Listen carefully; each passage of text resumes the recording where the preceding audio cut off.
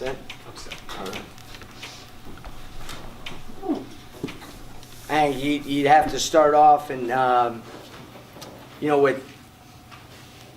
with Tubby and Memphis, they play extremely hard. They're scrappy. I mean that in a good way, because they're long and athletic, and they never give up on plays, and they keep balls alive, and they come up with them, and they turn those into baskets. And they're active on defense. So you give them credit because their offensive rebounding and their forcing or us having 17 turnovers just put us in too difficult of a situation to be successful. They got almost half of their missed shots. They got another shot on those. They missed 32 shots. They got 15 offensive rebounds. We have 17 turnovers. So for us to score 74 points, we've struggled offensively. That's pretty good. And then you have 17 empty possessions with 74 points. So we talked about the two keys tonight was ball security and 5 guys being on the glass and rebounding. And unfortunately, we weren't able to do those two main things. So that's why you're in a difficult situation. I thought our guys, especially our young guys, really fought there at the end to get that thing back into a workable number at the end. But just not able to get enough shots, and they shot well from the free throw line down the stretch. So disappointed in terms of, especially the first half, with our offensive turnovers and not being able to be on the glass, just really put us in a tough spot. In that first half, they had 30 points in the paint. It seemed like their cuts and screens were really messing you guys up communication-wise. What did you guys fix in the second half? Well, again, I think those points in the paint, gosh, there was a lot of transition baskets there and a lot of, second chance points. You guys have been in a press conference with me before. Don't look at those stats because they don't know what they're doing when it comes to the stats. The transition baskets and the points off second chance points.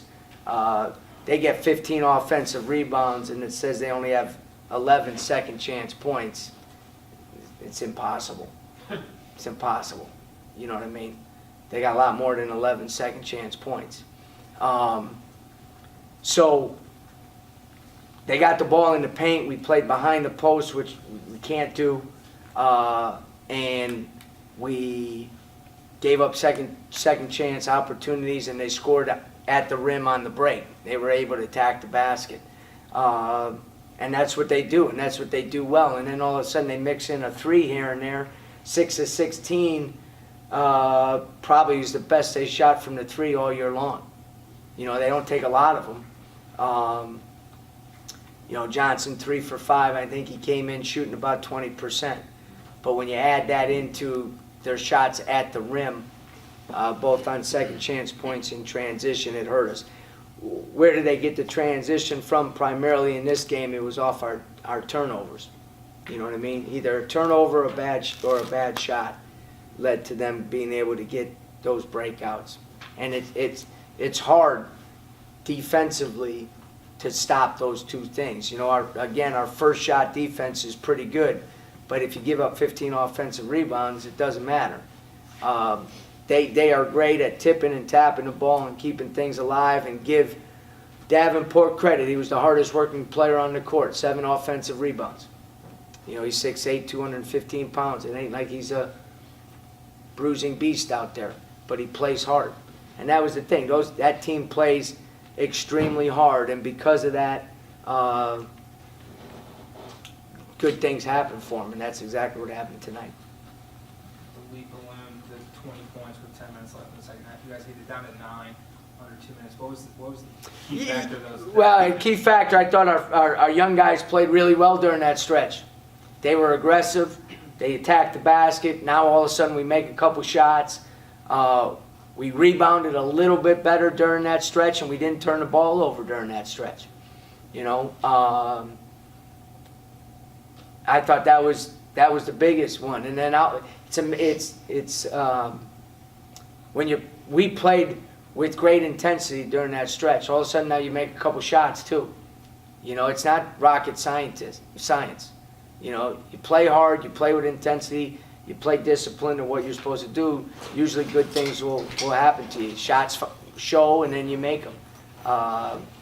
And so that was good to see, because as I said all year long, and I think anybody saw, those two guys were really key in that stretch, those two freshmen. So that was good to see. Mark scored 25 points, but he was an incredible facilitator tonight also, right? 9 assists. Yeah, I mean, he dominated the game.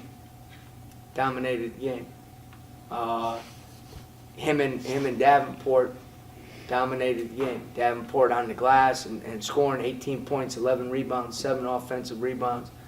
Martin with 25 points, 9 assists. Our matchups weren't good, and with David in foul trouble, that hurt us a little bit, because he's probably he's one probably going to have to guard him. Coach, your bigs only gave you 2 points and 9 rebounds tonight. How concerned are you with the front court play? Concerned. They're better than they're playing right now. Again, I think, and you say that, it's Nick's our best defender in terms of understanding what we're trying to do defensively. Obviously, with the food poisoning, he didn't have maybe the same energy. You know what I mean?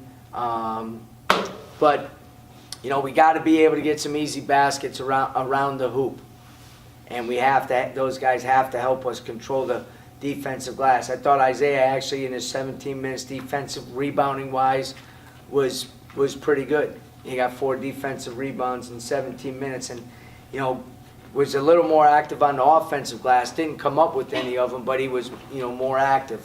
We got to get some baskets on some rolls. We got to post up a little deeper. So yeah, that's a concern, because the productivity from those spots have dipped a little bit. On Sunday, kind of 23 in the free throws. You only missed 1 tonight. What did you tell the team going into I wish I could take credit for that. I didn't take credit for the 9 for 23 either. We're a good free throw shooting team. Joey screwed us on that one. Sure. He did it to us, and he did it to our women's player too. The guy's a jinx. You know what I mean? It's just, I think a couple things. One, in the Tulane game, guys were in situations to make those free throws where, to be honest with you, they've probably never been in crucial situations to make the free throws. We went 6 straight trips to the line where we made 1 out of 2, and they went down and scored, And then the Houston thing, to be honest with you, we were kind of out of gas in every phase of the game.